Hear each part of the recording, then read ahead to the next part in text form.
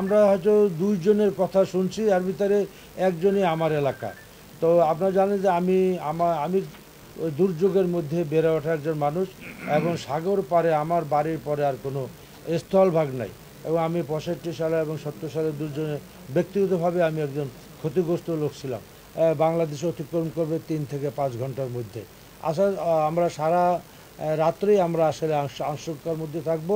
এটা অতিক্রম করার পরও আমরা প্রবল বৃষ্টিপাতের সম্ভাবনা থাকবে সারা বাংলাদেশে। সুতরাং এই বাংলাদেশে সেটাও একটা দুর্যোগের মধ্যে পড়ে। সেখানে জলাবদ্ধতার সৃষ্টি হবে, পৌরসভা বিভিন্ন সিটি কর্পোরেশনগুলি জলাবদ্ধতা হবে, রাস্তাঘাট ট্রাফিক জামের সৃষ্টি হবে, বিভিন্ন রকম অ্যাক্সিডেন্টের মতো বিভিন্ন কারণ ঘটতে পারে। এবং বিশেষ করে এই পাহাড়গুলিতে যেসব আমাদের ল্যান্ডস্লাইডের হওয়ার সমূহ সম্ভাবনা আছে, এবং এগুলিকে লক্ষ্য করে আমরা ফায়ার সার্ভিস, আমাদের সেনাবাহিনী, কোস্টগার্ড, এগুলো আমরা সবাই কাজ করতেছি।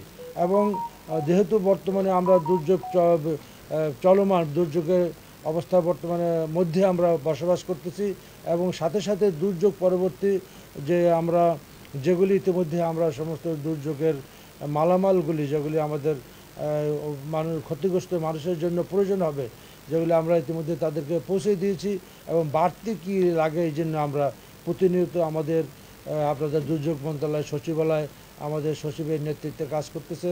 এবং আমাদের মহাখালী আমাদের যেখান থেকে সারা বাংলাদেশে আমাদের এই যে জিনিসগুলি ডিস্ট্রিবিউট হয়, সেখানে আমাদের ডিজির নেতৃত্বে কাজ চলতেছে। আমি আপনাদের সাথে কথা বলার পরেই আমি মহাখালী যাব, এবং আমাদের এই বন্যা পরবর্তী আমাদের কী কী কার্যক্রম নেওয়া যায়, এবং সেই জন্য আমরা রাতের মধ্যে পরিপালন করে পরবর্তী ধাপে আমাদের যেগুলি আমরা আগে থেকে পরিকল্পনা করে রেখেছি, তারপরও কোথাও কোনো যদি আমাদের যোগাযোগের কারণে কোথাও কোনো সমস্যা থাকে, সেগুলো আমরা ওভারকাম করার চেষ্টা করতেছি। আপনারা জানেন যে আমরা ভোরবেলা 11টার সময় ইন্টার মিনিস্ট্রিয়াল মিটিং করেছি।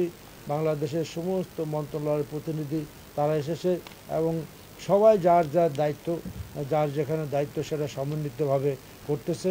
ইতিমধ্যে আমি সেই মিটিংয়ের পরে আমরা রেড ক্রসের কাছে বসছি। রেড ক্রসের একটা বড় অবকাঠামো এবং তাদের মানব সম্পদ স্বেচ্ছাসেবকের সাথে জড়িত।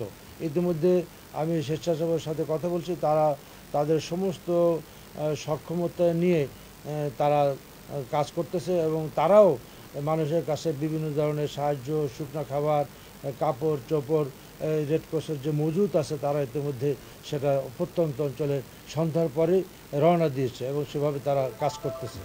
এরপর আমরা সিপিবির সাথে সন্ধ্যার পরে আমরা সিপিবির সাথে কথা বলছি। আমাদের যে প্রায় 80,000 যে স্বেচ্ছাসেবক যারা মাঠে আছে, তারা মাঠে কাজ করতেছে।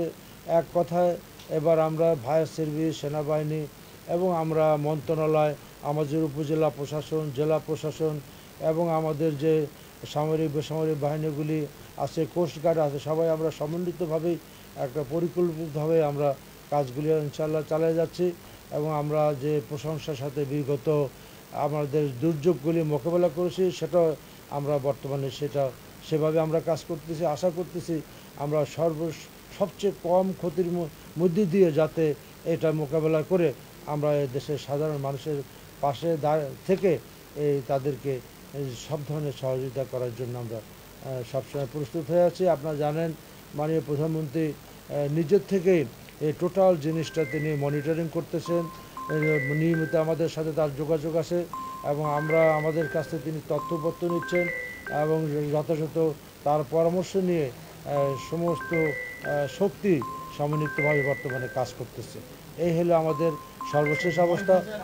আপনারা জানেন যে আমরা দুপুর পর্যন্ত আমরা বলেছি প্রায় 8 লক্ষ লোকের আশ্রয় কেন্দ্রে আমরা যখন পৌঁছেছে, এবং আপনারা জানেন সন্ধ্যার ভিতরে সমস্ত মানুষ ইতিমধ্যেই আশ্রয়কেন্দ্রে পৌঁছে গেছে। এবং আমরা এটুকু আশ্বস্ত করতে চাই, আমরা প্রায় 9,000 যে আশ্রয়কেন্দ্র আছে, এটা ওই উপকূলীয় মানুষের আশ্রয়ের জন্য যথেষ্ট।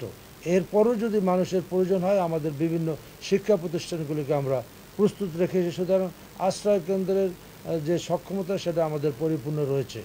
আর আশ্রয় কেন্দ্রগুলিকে খাবার, শুকনো খাবার, পানি, এবং আমার চিকিৎসা সামগ্রী এবং বিভিন্ন রকম যে জিনিস যেগুলি আমরা সাধারণত সবসময় দিয়ে থাকি, সেগুলিতে আপনারা জানেন যে আমরা একদিন আগে প্রত্যন্ত অঞ্চল পর্যন্ত আমাদের এগুলি পৌঁছে গেছে এবং বন্যা পরবর্তীতে আমাদের যে কাজগুলি করণীয় সেই কাজগুলি আমরা এখন ইতিমধ্যে শুরু করে দিয়েছি এবং বন্যা পরবর্তীতে যেখানে মানুষের ঘর নাই, টিন নাই, বাড়ি নাই, রাস্তাঘাটগুলি যেখানে নষ্ট হচ্ছে, যেখানে অবদার ভেরিবাদগুলি ক্ষতিগ্রস্ত হচ্ছে, এগুলিকে আমরা দ্রুততার সাথে এগুলো কোথাও এগুলো আমাদেরকে এগুলো মূল্যায়ন করে স্ব মন্ত্রণালয়ের মাধ্যমে আমরা রিপোর্ট এনে এগুলো যাতে খুব দ্রুততার সাথে ক্ষতিগ্রস্ত লোকগুলির যাতে সমস্যাগুলির সমাধান হয়ে যায় সেই জন্য সমস্ত মন্ত্রণালয়গুলি ঐক্যবদ্ধভাবে কাজ করতেছে।